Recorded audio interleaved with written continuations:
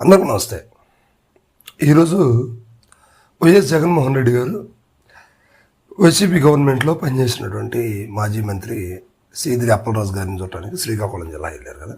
So దీనికి సంబంధించి రకరకాల వార్తలు వస్తూ ఉన్నాయి. సో అక్కడ జైలు దగ్గర ఉన్నటువంటి పర్మిషన్స్ని అతిక్రమించారు. ఆ 3 వరుసలుగా పోలీసు బందోబస్తు నిర్వహించినప్పుడు కూడా జనాలు ఎక్కువగా వచ్చారు. జగన్మోహన్ రెడ్డి ఇంత చేయటం ఎందుకు, ఒక్క రేంజ్లో వెళ్ళొచ్చు కదా, ఎందుకు ఇంత గొడవ, అసలే అంత మంది వెళ్ళడానికి పర్మిషన్స్ లేవు అని చెప్పి ఇట్లా రకరకాల మాటలు వస్తున్నాయి. సో ఇవన్నీ కూడా ఒకసారి మనం రివీల్ చేద్దాం. ఎందుకంటే జగన్మోహన్ రెడ్డి గారు ఒక పార్టీ నాయకుడు, మాజీ మంత్రి, మాజీ ముఖ్యమంత్రి. సో ఆయనకి ఒక క్యాడర్ అంటూ ఉంది, ప్రతిపక్ష నాయకుడు. ఒకవేళ 3 పార్టీలు ఒకటై పనిచేసినప్పుడు కూడా ఆయన ఒక్కడు పోటీ చేస్తేనే 40% ఓట్ బ్యాంక్ వచ్చింది.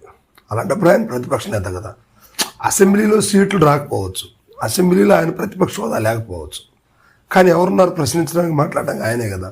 సో పైగా విషయం ఏదైనా కూడా వాళ్ళ పార్టీకి సంబంధించినటువంటి వ్యక్తి, వాళ్ళ పార్టీలో మంత్రి, ఆయనకి ఇబ్బంది జరిగినప్పుడు జగన్మోహన్ రెడ్డి గారు వెళ్ళటం వల్ల తప్పేంటి?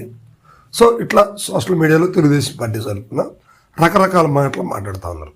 సో ఇక పర్మిషన్స్ ఇవన్నీ కూడా చూస్తే జగన్మోహన్ రెడ్డి గారు ఇక్కడే కాదు ఎక్కడికి వెళ్ళినా కూడా పర్మిషన్స్ ఇవ్వట్లేదు కూటమి ప్రభుత్వం. గతంలో ఆ రాప్తాడు వెళ్ళినప్పుడు కానీ, ఆ తర్వాత పొదిలి వెళ్ళినప్పుడు కానీ, గుంటూరు జిల్లా సత్తెనపల్లి వెళ్ళినప్పుడు కానీ, ఇక మనం చూస్తే ఆ మొన్న ఇటు మైలవరం వెళ్ళినప్పుడు కానీ ఎక్కడ కూడా ప్రభుత్వం పెద్ద పర్మిషన్స్ ఏమి ఇవ్వట్లేదు.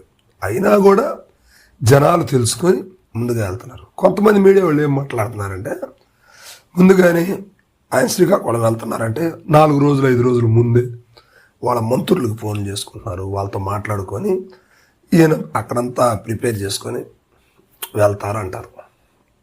అంటే అక్కడికి వెళ్ళేటప్పుడు మరి వాళ్ళ మంత్రులకు ఫోన్ చేసుకోవద్దా, వాళ్ళతో మాట్లాడుకోవద్దా, అక్కడ కార్యక్రమం పార్టీ తరపున బలంగా జరగాలని కోరుకోవద్దా? ఏం మాట్లాడుతున్నారో సోషల్ మీడియా, ఈ జనసేన తెలుగుదేశం పార్టీ మీడియా మరీ అమాయకంగా మాట్లాడుతున్నారు.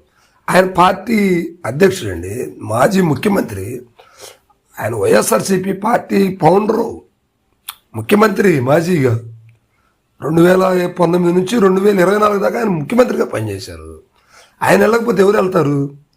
ఆయన వెళ్ళారు, ఇప్పుడు అవసరమా అంటూ ఒక చెత్త న్యూస్, చెత్త ఛానల్ వాళ్ళు కొంతమంది మాట్లాడుతూ ఉన్నారు.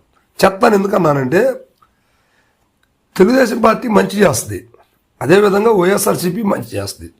వైసీపీలో తప్పులు జరుగుతాయి, తెలుగుదేశం పార్టీలో కూడా తప్పులు జరుగుతాయి. వీటిని బ్యాలెన్స్ చేసుకుంటూ మాట్లాడితే కొంచెం విలువ ఇస్తారు. అరే ఇక జగన్మోహన్ రెడ్డి గారు ఏం చేసినా కూడా తప్పులుగానే భావిస్తే ఉంటే ఏం చేస్తాం మనం, చెప్పండి. ఇంకా జగన్మోహన్ రెడ్డి గారు చేసేది ప్రతిదీ తప్పేనా? అడుగు పెట్టడం తప్పే, పోకపోయినా తప్పే, పోయినా తప్పే, ఎంతవరకు ఇది? సో శ్రీకాకుళం జిల్లాలో జరిగినటువంటి, ఈరోజు జరిగినటువంటి ఆ ర్యాలీ చెప్పేదే ఉంది. జగన్మోహన్ రెడ్డి గారు స్పీడ్ పెంచారు, ఆ జనం అనేది దండోపదండాలుగా వస్తారు. అక్కడ మీటింగ్ కన్నా ముందు జనం హైలైట్ అవుతారు. అసలు జగన్మోహన్ రెడ్డి గారు కాదు, ఆయన జనమే ఆయన హైలైట్ చేస్తారు, ఆ ప్రోగ్రాం హైలైట్ అవుద్ది. ఆంధ్రప్రదేశ్లో మాస్ లీడర్గా ఎదిగినటువంటి వ్యక్తి జగన్మోహన్ రెడ్డి. ఇప్పుడు సిక్కోలు ప్రాంతంలో ఆయన వెళ్ళారంటే ఆటోమేటిక్గా జనం అనేది ఆయనకు అభిమానం ఉంది. ఒకసారి ముఖ్యమంత్రిగా చేశారు, ప్రస్తుతానికి ప్రతిపక్ష నేతగా ఉన్నారు. సీదిరి అప్పలరాజు గారి కోసం వెళ్ళారు. ఎందుకు వెళ్ళారంటే తప్ప ఒప్పు అనేది కోర్టు నిర్ణయిస్తుంది. తప్పు జరిగింది, వాళ్ళ కొడుకు యాక్సిడెంట్ చేశాడు, ఈయన అరెస్ట్ చేశారు, లేకపోతే ఇది చేశారు, వాడు మైనరు, అది ఇదని రకరకాలుగా మాట్లాడుతున్నారు. సరే తప్పే, దాన్ని ఒక మనిషి ప్రాణం పోయిన తర్వాత అది ఒప్పు అని ఎవరు అనరు. కానీ అంత మాత్రం పార్టీ నాయకుడిని వదులుకోలేరు కదా, వెళ్ళాలి కదా. తప్పు అనేది ఒప్పు అనేది కోర్టు డిసైడ్ చేస్తుంది. అందుకనే కదా ఆయన జైల్లో ఉన్నారు. చూడటానికి వెళ్తే తప్పేంటి, కూటమి ప్రభుత్వానికి వచ్చిన నష్టం ఏంటి ఆలోచిస్తున్నారు సార్. సో జగన్మోహన్ రెడ్డి గారు ఎక్కడికి వెళ్ళినా కూడా జనం అనేది కామను, మనం ఆపితే ఆగేటువంటి పరిస్థితి కాదు. అలాంటప్పుడు ఎందుకు కూటమి ప్రభుత్వం ప్రతిసారి ఆంక్షలు విధించడం, ఆంక్షలు మీరేరు జగన్మోహన్ రెడ్డి గారు అంటాం. రేపు వైసీపీ గవర్నమెంట్ వస్తే మీ టూర్ని మీ ప్లాన్లు కూడా వాళ్ళు ఆంక్షలు విధిస్తూ ఆపేస్తే మీరు ఇట్లా మీకు వచ్చే జనం ఆగరు కదా. ఇప్పుడు ఎన్ని సీట్లు వచ్చినాయి? జగన్మోహన్ రెడ్డి గారికి 151 వస్తే మీకేంది వచ్చినాయి?